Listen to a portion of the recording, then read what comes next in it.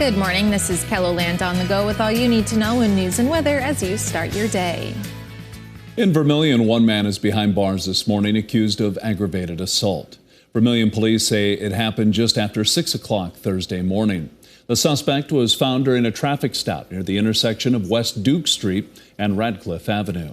34-year-old Thomas Labor Jr. is facing a list of charges, including first-degree burglary and aggravated assault. He is being held in the Clay County Jail on a $100,000 cash-only bond. A former USD basketball player admits to raping a woman at his campus apartment in 2022. As part of a plea deal, 21-year-old Mihai Carcona pleaded guilty to 1 count of rape. 3 other charges were dropped. He is scheduled to be sentenced in April. A Sioux Falls man was taken to the hospital after a crash in the southwestern part of the city. Police say it happened just after 5 o'clock Thursday afternoon at the intersection of West 49th Street and South Oxbow Avenue. Authorities say a motorcycle was westbound on 49th when it was hit by a car turning onto the street. The driver of the motorcycle suffered life-threatening injuries. Traffic was rerouted while crews investigated and cleared the scene. We have an update on Wednesday's fiery crash in Lincoln County.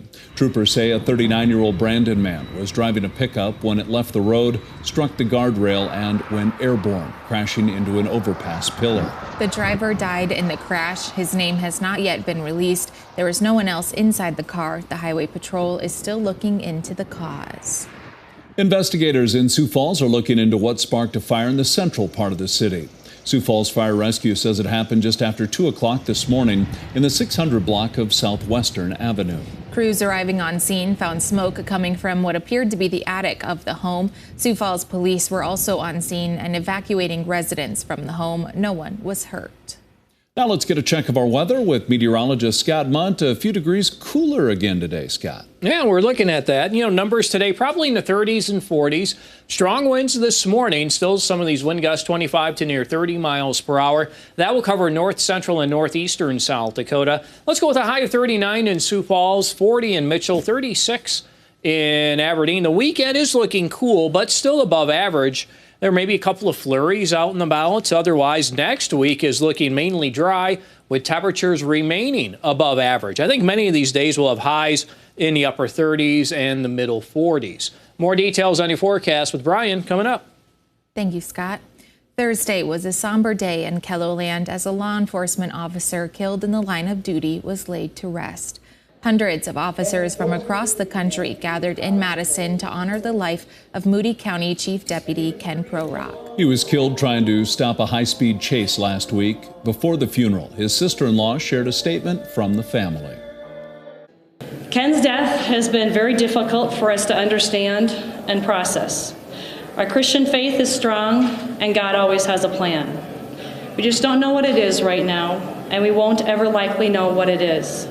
The family calls the support they've seen from the community overwhelming.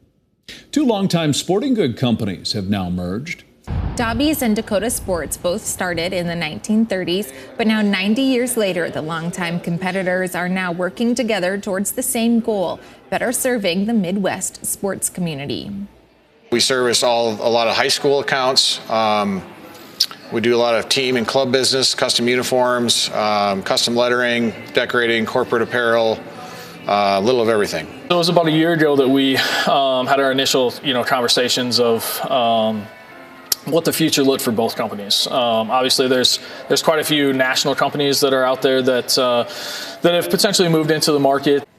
The owners say the new merger won't impact customers at all. The businesses will still be operating out of their same buildings under the same brand names. The Sioux Falls Stampede are set to make their annual transformation into the Fighting Wiener Dogs.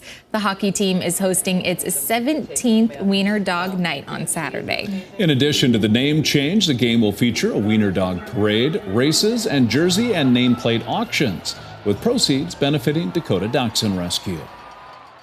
You don't have to be a huge hockey fan. We think you're going to leave being a hockey fan, but there's so much going on from the dogs to the entertainment we have in the concourse to obviously the races in between periods that it's truly a family fun event, and we can't wait for Saturday night. Sioux Falls hosts Sioux City. The Wiener Dog Parade is scheduled for 5:45 p.m. The game starts at 6:15, while the races will happen during the first and second intermissions. We provided a link to the jersey and nameplate auctions under this story right here on KELOLAND.com.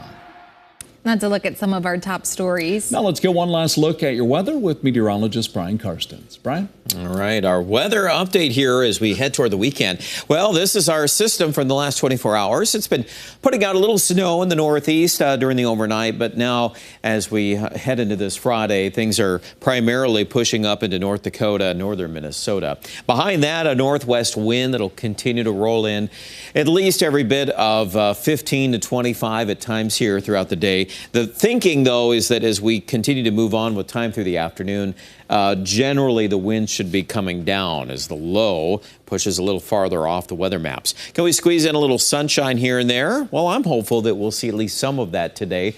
Better odds in the far south on that, but we are certainly starting the day with kind of a low deck of stratus clouds, low overcast conditions. Tomorrow, as we fast forward into things here on your Saturday, a little better opportunity maybe for some breaks in the clouds. And oh, by the way, too, there's some snow in northern Nebraska, or at least western Nebraska.